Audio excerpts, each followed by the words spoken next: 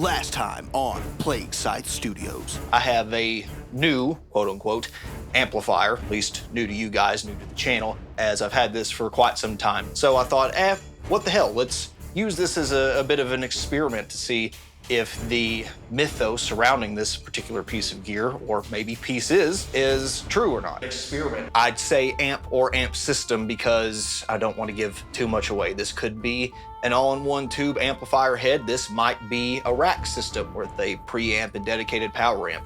This could be something in between. It may be completely tube and iron. It might be solid state. It might be a hybrid. Experiment.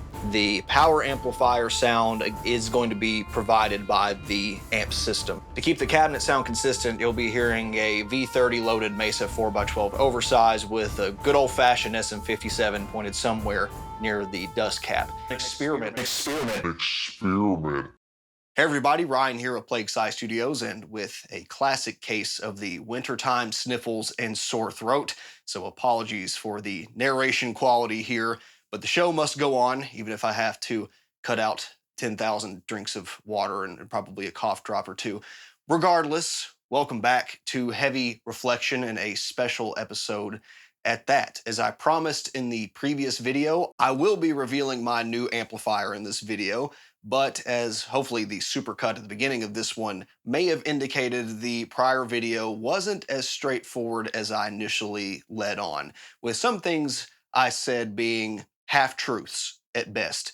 Now I know this is probably shocking coming from the same guy that can't keep a amp modeling review under 2 hours long, but yes, the entire point of the previous video was not just for you guys to have a fun guessing game.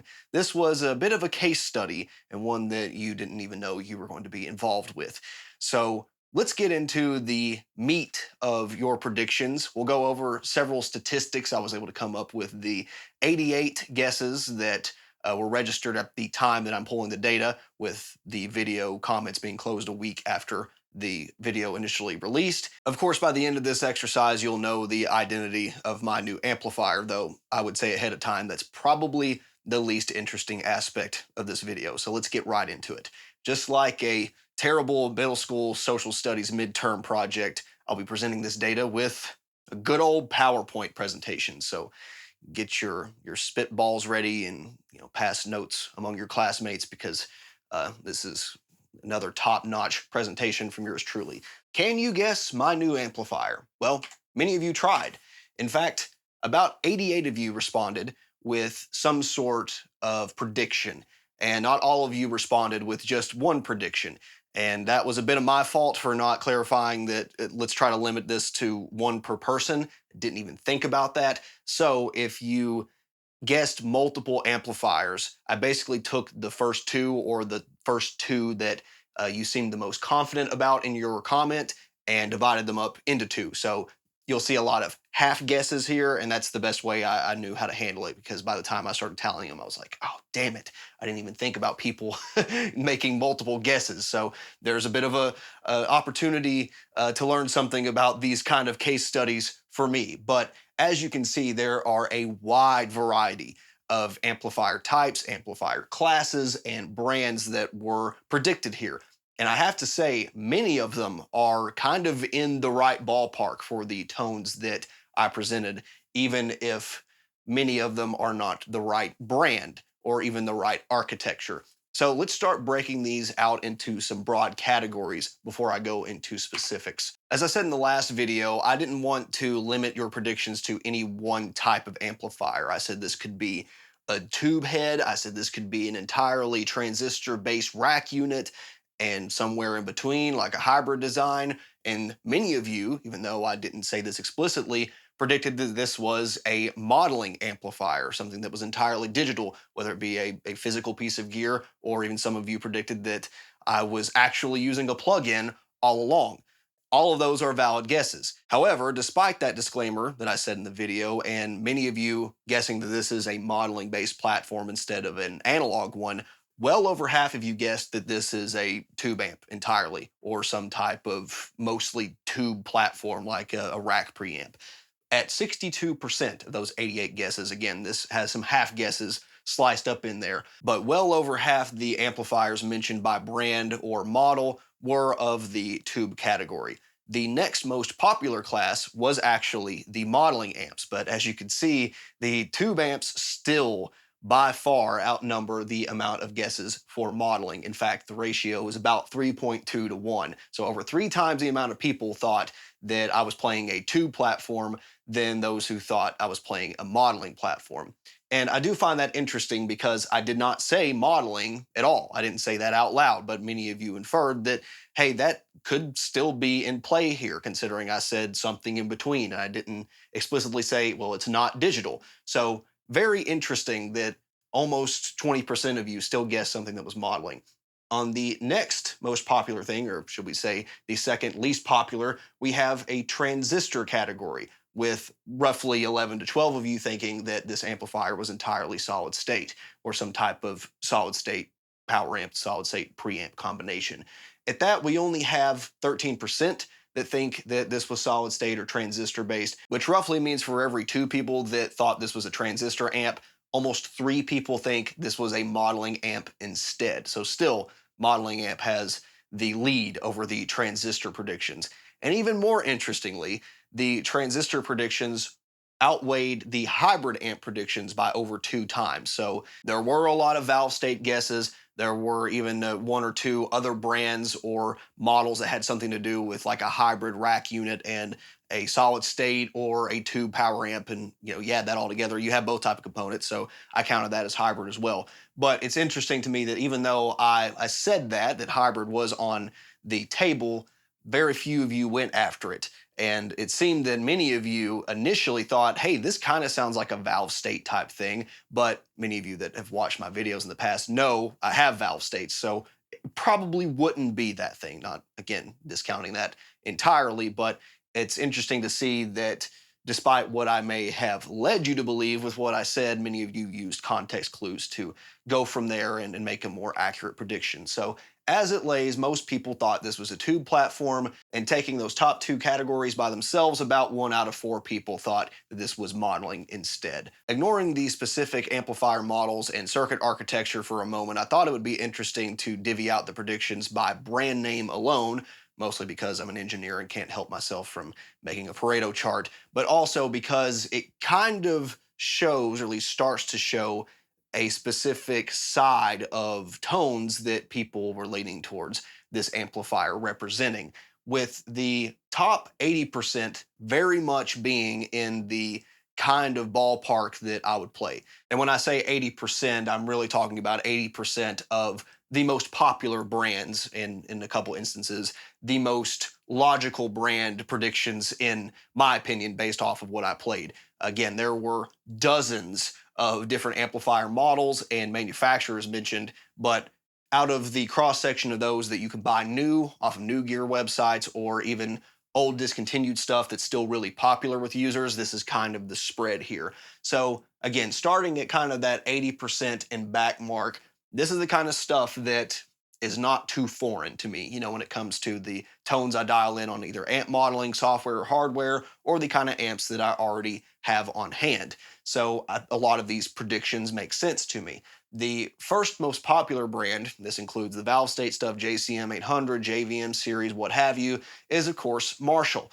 Now, I did play some Marshall inspired tones on the previous video, so it's not a bad guess, I'd say. But I also feel like that a lot of this graph, starting with this brand, is as much of a representation of the mind share that a lot of these brands have with consumers and with listeners than it actually says about the kind of stuff I was playing. Because I would go so far to say that only maybe half of the sounds that I played were really like signature Marshall kind of tones, or something that was representative of those amplifiers. Not to say that other things couldn't have been pulled off that you couldn't use. Say the JVM example, there were a couple guesses revolving around that series of amplifiers. A couple of those channels are really capable and aren't necessarily voiced after, a blues breaker for the clean channel. It may be more Fender, plain Fender inspired. So I could see how the numbers end up this way. But again, when you have PV and the EVH brand still in the top 5 and Mesa Boogie all encompassing the top 5, then it still says to me that, this probably isn't so much about what I was playing or the tones that I dialed in, and more about what kind of popular sounds people are used to hearing and going, yeah, what he's playing kind of fits in that ballpark of, a Mesa Boogie or a 5150 sound. So I'm going to guess it's that thing. So it's kind of interesting to me to see that that may be a chicken and the egg, or maybe an egg in the chicken situation. I'm not sure which came first, but it's an interesting case study nonetheless for that alone. Again, while many of the Marshall and Hot Rod and Marshall circuits do encompass the top 5 tube amplifier brands represented here, like the Soldanos, your EVH, and PV5150s, the second place overall brand winner here is actually Boss, interestingly enough. And I'm actually counting some of the Roland products in here as well, because someone did guess the classic GP100. To not, keep those from being separated, I thought, yeah, let's go ahead and throw those under one umbrella. And that's really interesting to me because, again, the katana is so prevalent. It's affordable, it's versatile, it sounds really good for what it is. And on top of that, several of you have commented over the past couple of years that I should take a look at the Boss Katana and try to make some more in-depth tones than other people have attempted on YouTube. So is that influencing the results? Very well could. A lot of the stuff I'm playing, I don't think is out of the question that a Boss Katana could get close to that. Or if this is a Boss Katana, that obviously I would have achieved those tones. But again, it makes you question, is that the guess because people are that familiar with the amplifier, or just because they're that familiar with the brand and its popularity? People think, yeah, this could be that thing as a result.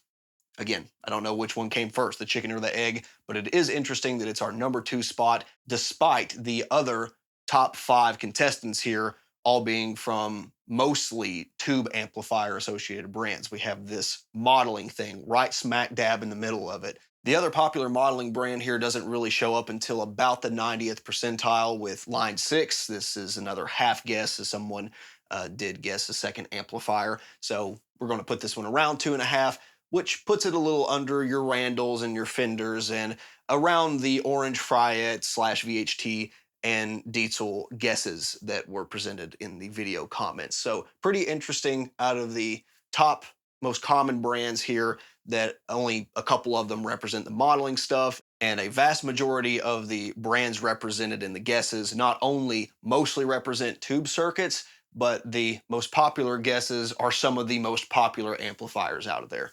Tallying up those bottom 80th percentile brands, again, this is not 80% of all the predictions, this is the 80% of those most popular brands, brings us to this graphic kind of representing the most popular choices from all of those brands. And as you might notice right off the bat, the majority guess out of this majority slice is a 5150 series amplifier. Now, this could be from EVH, this could be from PV, but if we had to drill down to what is the plurality guess out of this majority of guesses, the 5150 is in the lead. The Marshall series account for 21% of this, but only 15% is of the tube variety or a J series amplifier like the JMP rack, which it does have a little bit of hybrid circuitry going on, but that also includes the JCM series and the JVM series. The other smaller 6% portion of that pie is the hybrid designs with the valve state and the mode series. Following that, the SLO is at about another 15% stake. There were some other Soldano type guesses, but they were just different enough that I didn't include them in here as they were called out specifically. So I thought it's probably not something I want to group with the SLO. But more interestingly is that at 17%, just eclipsing the SLO, is the Katana, again called out by name, whereas the other Boss products were not the Katana. But again, a good chunk of this pie being held down by the Boss Katana. The other amps that follow that are the Mesa Boogie Mark series and Randall's solid state lineup of the RG, RH, and Warhead amplifiers. So out of all the kind of popular high gain type of amplifiers, there's a lot of 5150 SLO guesses and quite a few of the Boss Katana, as you can see. And I would say that all of these are pretty rational guesses. They're pretty educated because you listen to what I was playing, and there are some martially brown sound things. There's some really clean stuff. There's a little bit of breakup, and there's some pretty decent outright high gain. So I think all of these amp guesses are kind of in that ballpark. And so if you heard that and said any of these, I think you got a pretty decent ear because you're going down the right road. But that leads us to what is probably my favorite infographic of this whole video. This is a representation of the number of commenters who left predictions regarding extraneous elements to the amplifier signal chain. So stuff outside of just the amp itself. And there's two different categories here. One is no power amp used, and the second is a cabinet IR being used. And you might be looking at this and go, where's the graph? There's no bar chart, there's no pie, there's no, no line, no dot, no nothing.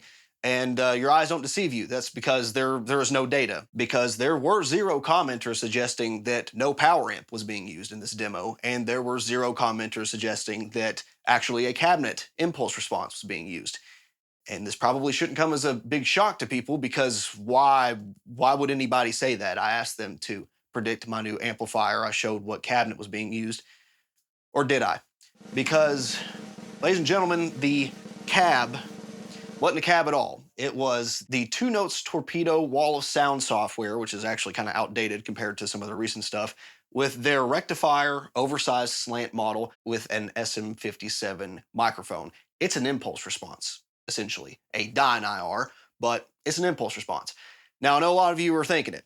Ryan, you lying rat bastard. You just said in the last video that you're hearing that rectifier cabinet that is always in frame. But no, I didn't, actually. I said you're hearing a Mesa oversized cabinet. I never said specifically it was my Mesa oversized cabinet. To keep the cabinet sound consistent, you'll be hearing a V30 loaded Mesa 4x12 oversized with a good old-fashioned SM57 pointed somewhere near the dust cap. To keep the cabinet sound consistent, you'll be hearing a V30 loaded Mesa 4x12 oversized with a good old-fashioned SM57 pointed somewhere near the dust cap. A little sneaky? Yeah, it definitely is. But notice how strong the power of visual persuasion is here. Just because I've shown you an element that you're familiar with, at least many of you are probably familiar with on my channel, and even if you're not, a lot of you probably know what a Mesa Boogie oversized cabinet looks like. Just because I showed you that and I showed you a real SM57, you thought immediately, okay, this is a real cabinet. Never even considering the possibility that, oh, this was a cab IR the whole time. It wasn't what was shown on screen. So yes, deceptive, absolutely. But what was the point of that? Well, the main thing is that just because you're being shown something doesn't necessarily mean that's what you're hearing. That is definitely something to be aware of in YouTube video demonstrations. I always try to double check and triple check that what I'm showing matches what's playing. But I've screwed up before. There's been times where I've had clips mismatched, especially on these, 3-hour-long shootouts. It happens. I'm checking my own stuff. It's hard to catch that kind of stuff sometimes. But it's a pure mistake if I do show something that does not match what you're hearing. But I know for a fact that there are instances of demos out there that say you're hearing something and that's not what you're hearing. It may not be so deceptive to say, oh, here's what I'm playing, and you're actually hearing something completely different. But a lot of the times you're seeing something and you're not seeing the post-processing taking place, or they're not even calling it out. They're not saying, oh, well, I use this mic, but I'm also using this outboard EQ and this compressor and all these software things to correct it or to make it sound better. And that's kind of scummy and unethical. Just like this was kind of a scummy move, but it's to show you how easy it is to be deceived and how easy it is to not even think about this kind of stuff. The second point I want to drive home is the same one I've been making for years, and it kind of fits the theme of this video, so I thought I would bring it up again. There is no way in hell you can tell whether or not you're listening to a cabinet impulse response or a real cab and microphone and preamp combination in a song especially, but even in an isolated guitar track like this under special circumstances, not even so special, but specific circumstances, unless you are being explicitly told, and honestly, if it's being proven to you. Because obviously this is not a scientific case study. This is, something that can't be replicated. And so a limited number of users, but still over 1 out of 20 of you responded, and that's a pretty damn good engagement rate for my videos especially. And no one thought that I could be full of shit about the cabinet in this instance. And as I've shown in shootouts many times, you can't tell. It might be a little different. Sure, if you hear the real cab right next to the IR you shoot at that cab, yeah, might be able to tell that, okay, so maybe the high frequency was highlighted here, or you hear some more dynamic stuff going on here because the speaker's being pushed harder. But you have no way of knowing for sure unless you're pushing the speakers so hard that they're compressing and you're pushing the preamp of that microphone, it's starting to distort and you're getting some other dynamic things in there, some other harmonic things. But if you're playing at a reasonable volume and the cabinet's not working hard, none of the other components are, it's basically an impulse response. It's a static frequency response, a static EQ with a little bit of time function in there, and you won't be able to tell the difference. So when you see all these comments about, why did he use a cab IR? It's so fake. We should be listening to a real cabinet when you're demonstrating a tube amp. Just shut up. You you cannot tell a single difference in the way that most people are playing guitar. And the modeling on certain programs are so good to capture speaker compression, to capture preamp saturation, that you throw that in the mix, I bet you couldn't tell the difference even with a real cab being pushed to those limits. So again, cab IRs, they are just that good, and you can't tell, and that's the end of that story. It should be an open and shut case, but I'm sure there'll still be thousands and thousands of comments about it, how they're not realistic enough. Now then, what about that other seemingly random category regarding no power amp predictions? What's that about? Well, I hate to pull the rug out from under you once again, my friends, but there was no power amp involved either.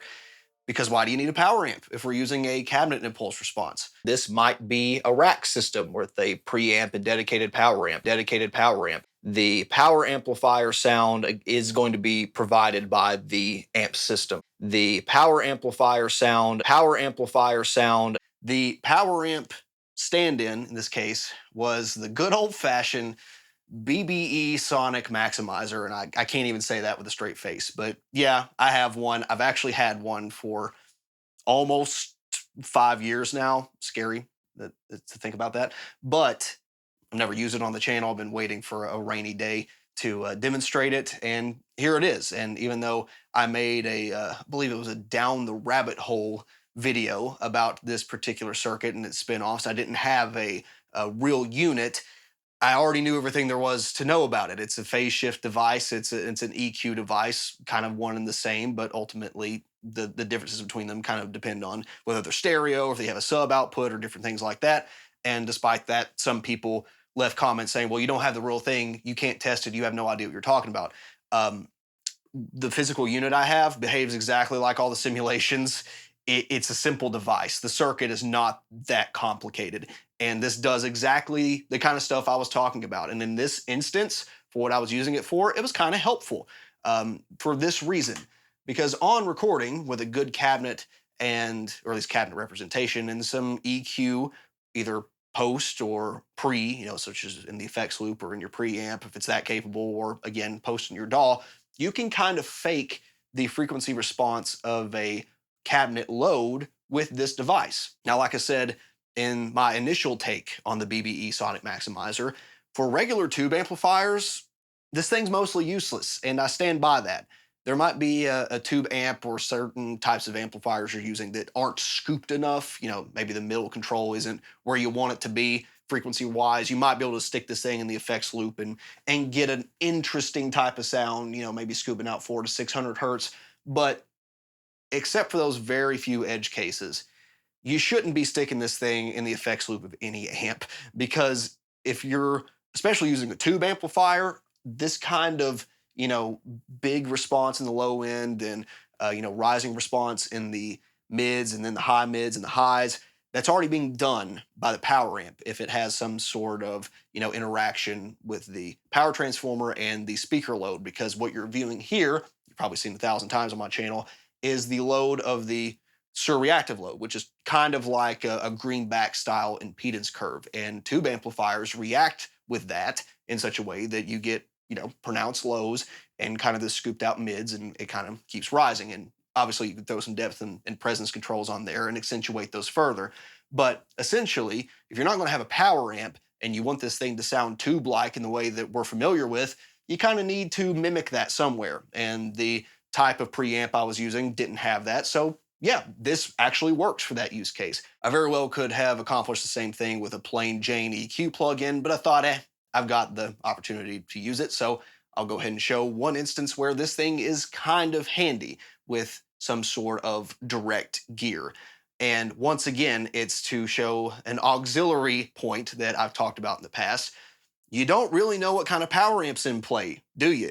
Because this whole thing as a system sounded like, to a lot of people, a tube power amp. Even though, to my ears, this isn't really close enough to that impedance curve, but as a system, it's close enough that it fooled most people into thinking that you're hearing a tube amplifier with the types of typical feedback that we would have from the speaker impedance. And it really drives the point home that you can't tell what kind of tube is being used in a tube amplifier power amp. You can't tell how big the output transformer is unless you're comparing one next to the other.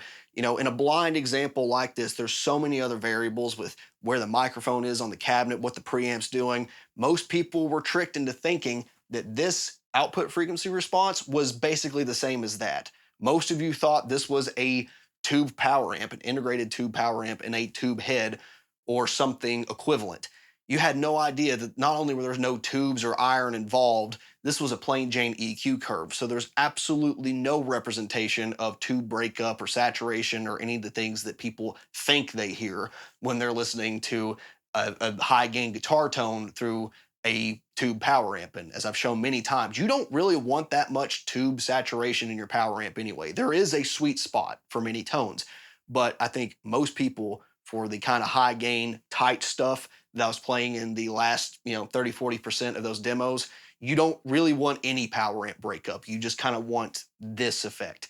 And yeah, you can mostly get it with EQ.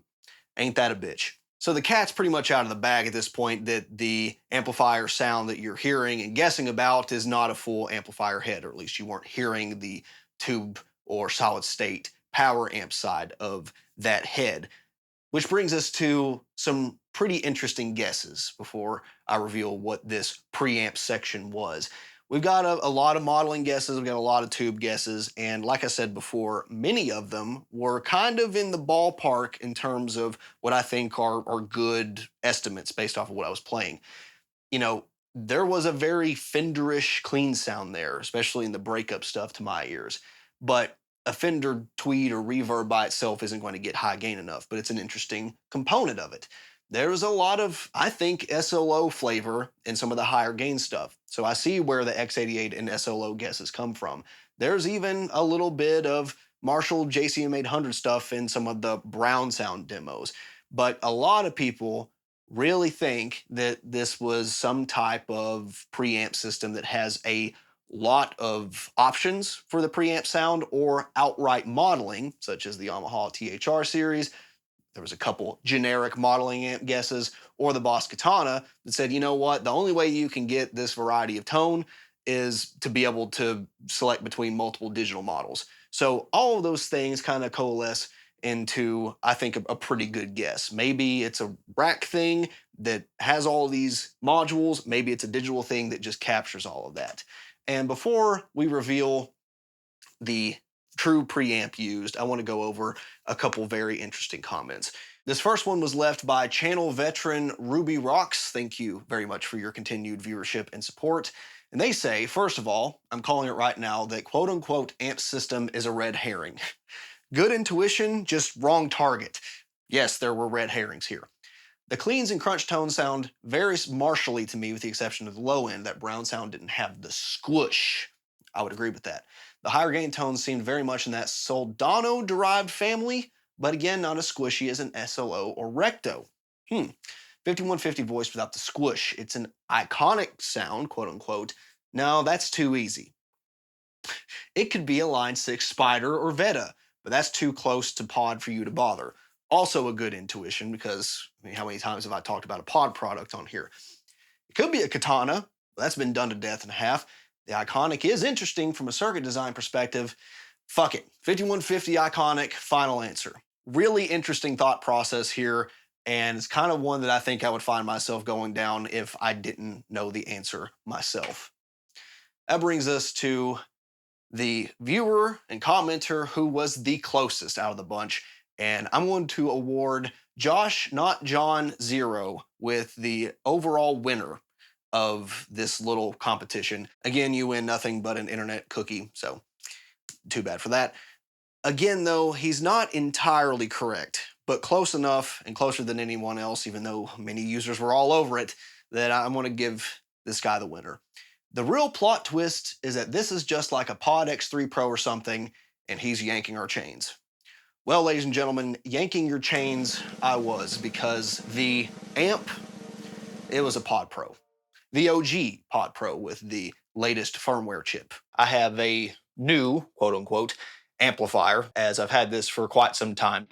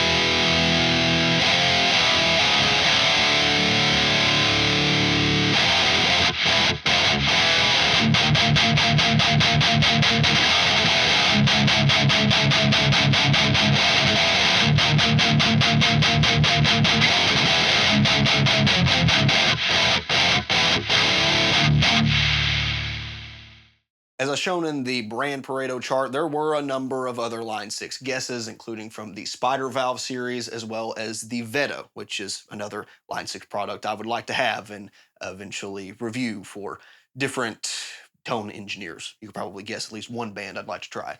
But because there was only one Pod Pro product that was guessed, I gave it to that viewer.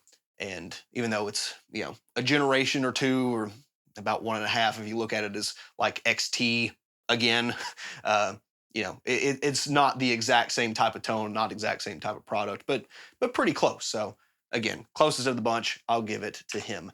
So I've answered one question, what this amplifier was, and I'm sure you guys have several more after the fact, especially what was the damn point of this whole charade?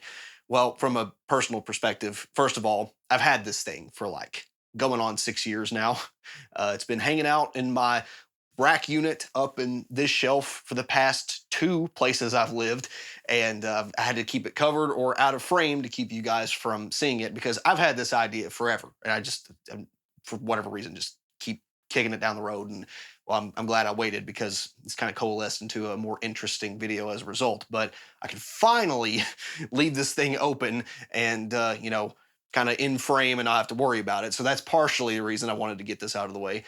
Number two, I bought the Pod Pro rack because I wanted to keep my original bean on the original firmware, or at least, kind of an early firmware for the amplifiers and the tones to sound the way they did when the Pod Bean actually shipped. So I would still retain a device that has all the 2.0 functionality, hence the Pro, but I could still have the Bean in the way that I enjoyed it the first time I used it. So now I've got the best of both worlds. The Pod Pro when I bought it was like, I don't know, $130. I got like maybe a little over 100 in the Kidney Bean. So they're fun devices. And after playing with all of the Pod products and reviewing them extensively, that's still my favorite. Like, it's not the best sounding, but it's my favorite to complement the other stuff I got because it is so unique. And I think, based on the results of this video, none of you guys think it sounds bad, right? I mean, when you pair it with contemporary sounding stuff, it sounds pretty freaking great. And it proves that for a lot of these early amp modelers, the cab models were the bottleneck. It's because you can't simulate a complex cabinet frequency response with that, which is what most of them are on the Pod Pro. And that's even a little bit more complicated than what you get in, some of the earlier functions like out of the Roland devices or other competing amplifier sims. So they still have a place. You can still make them sound fine and over, a front of house speaker. It can still sound decent, but none of you thought that this was an original, quarter century year old modeling product. And most of you were inclined to believe that not only did this have a tube power section, but this was coming from a 4 or 5 or more gain stage tube monster.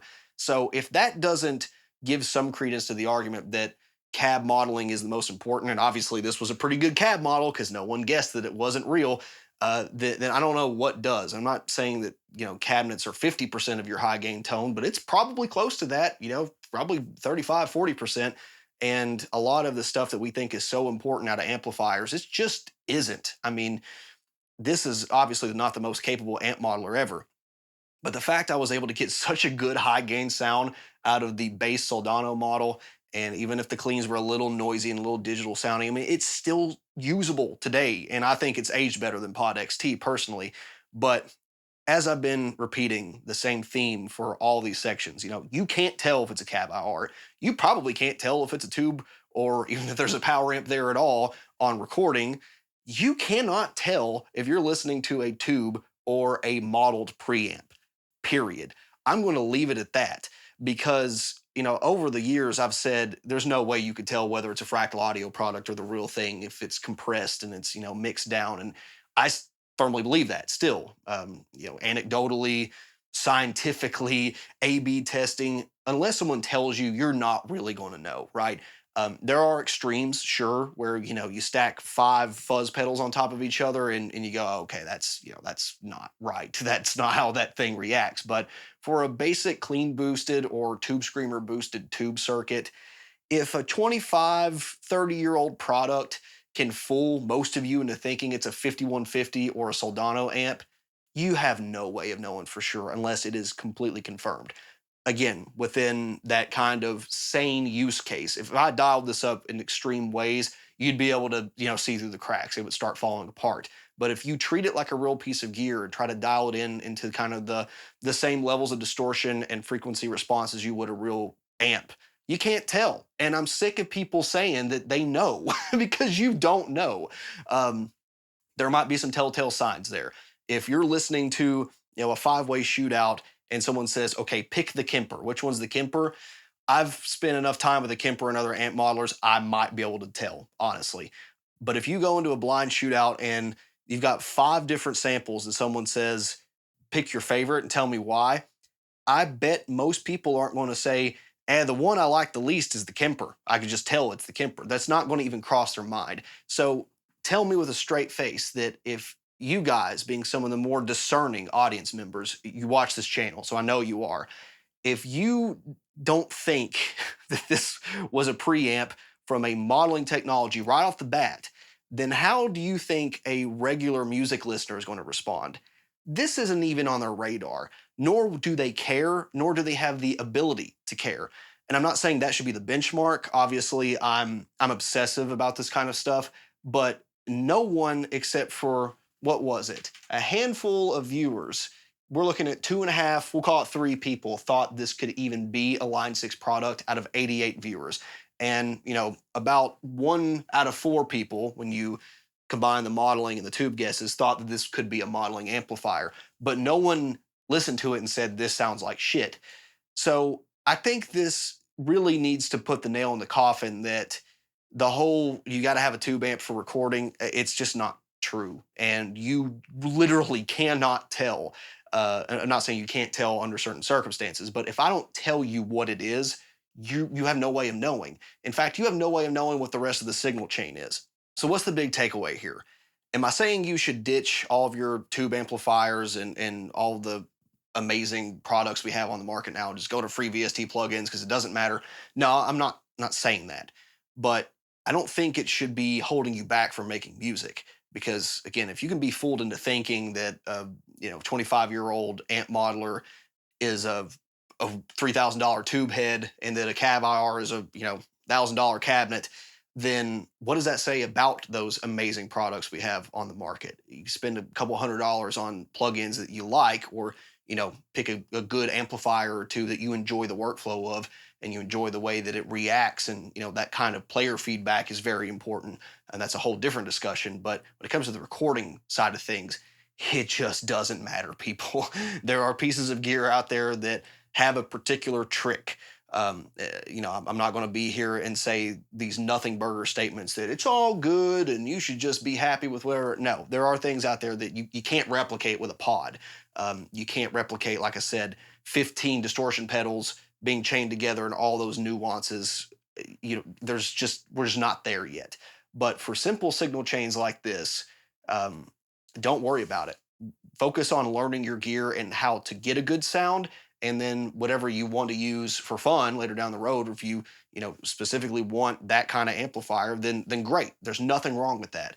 But I'm so sick of this elitism, this thought that people have these magical ears that can tell, oh, well, that's this amplifier on that setting, and that's obviously this speaker cabinet, and I'm so sick of hearing this particular thing because it's just so overdone, and you don't know what it is, all right? Unless you have behind-the-scenes footage, you don't know. And I'm guilty of this myself, but I think I'm going to start correcting myself to saying I'm tired of hearing 5150 style tones. Not that I'm tired of hearing the PV 5150, because this proves I don't know. I don't know what was used unless, again, the producer tells us what it was or the band tells us what it was. So with that, I kind of feel bad for the deception and the half truths here, but it was necessary to make the point and to make a more interesting video. In other ways, I don't feel bad at all, because I think we're all being deceived to some extent with the things that we hear, and even sometimes the things that are demoed to us. So keep that in mind. I'm not saying everybody out there is a scumbag or something, but it's been done before. It will be done again. So stay frosty, stay critical. And if you have any other questions or comments down below, please leave them, and we will see you next time. Bye.